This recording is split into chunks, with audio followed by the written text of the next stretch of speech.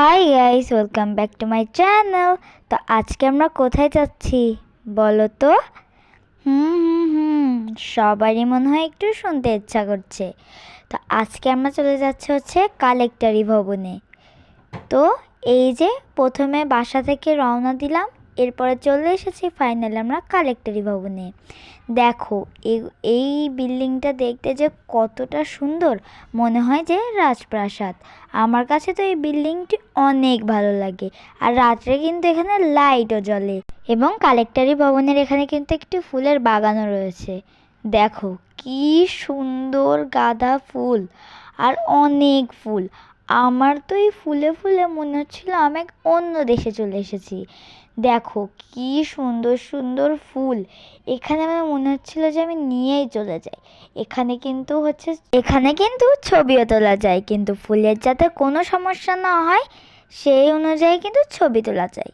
তো যাই হোক, এখানে তো অনেক মানুষ ছিল। তো আর এটা কিন্তু 3:30 কি 3টার থেকে খুলে মনে হয়, এবং 5:30টার মধ্যে মনে হয় বন্ধ হয়ে যায়, আমি তেমনটা জানি না। তো এই যে দেখো এখানে গাঁদা ফুল রয়েছে, অনেক সুন্দর দেখতে লাগতেছিল। তো আমার কাছে তো মনে হচ্ছিলো যে আমি ফুলের বাগানে চলে এসেছি। আর এটা যে এত সুন্দর কি আর বলবো। আমার ছোটো বোন এখান থেকে দৌড়াই দৌড়াই যাচ্ছিল। আর এখানে কি লাল ফুল রয়েছে আমি তো চিনি না, নামটা আর জানি না। তোমরা জানলে কিন্তু কমেন্টে অবশ্যই জানিও। আর এখানে কিন্তু অনেক লাল ফুলও রয়েছে, অনেক রকমের ফুল রয়েছে। আর এখানে লেখা কিন্তু কালেক্টরি লেখা ছিল। আর কি সুন্দর যে লাগতেছিল, মানে ফুল দিয়ে লিখছে কালেক্টরি, এতটা সুন্দর লাগতেছিল। আর এখানে লেখা হচ্ছে যশোর, যেটা আমার বোন ভিডিও করছে। মোটামুটি ভালো হয়েছে। তো যাই হোক, আর আশেপাশে তো এতটা সুন্দর লাগতেছিল, তোমাদেরকে আর কি বলবো। তো এখানে অনেক মানুষই প্রায় আসছিল। আর এখানে দেখো আমার শুধু এই গাঁদা ফুলের দিকে নজর, মনে হচ্ছিল এখান থেকে একটা নিয়ে যাই, কিন্তু নেওয়া তো যাবে না, এখানে অ্যালাউ নেই। তো আমি শুধু দেখে একটু মনটা ভরাচ্ছিলাম।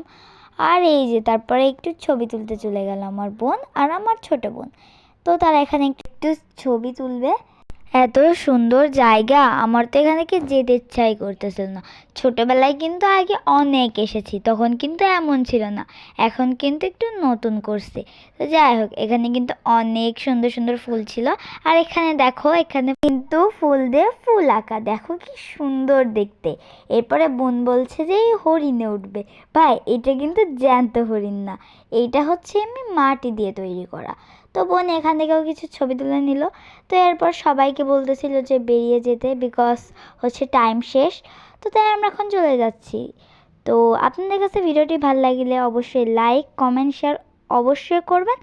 আর আপনারা এসে একবার ঘুরে যেতে পারেন। Thanks for watching, by.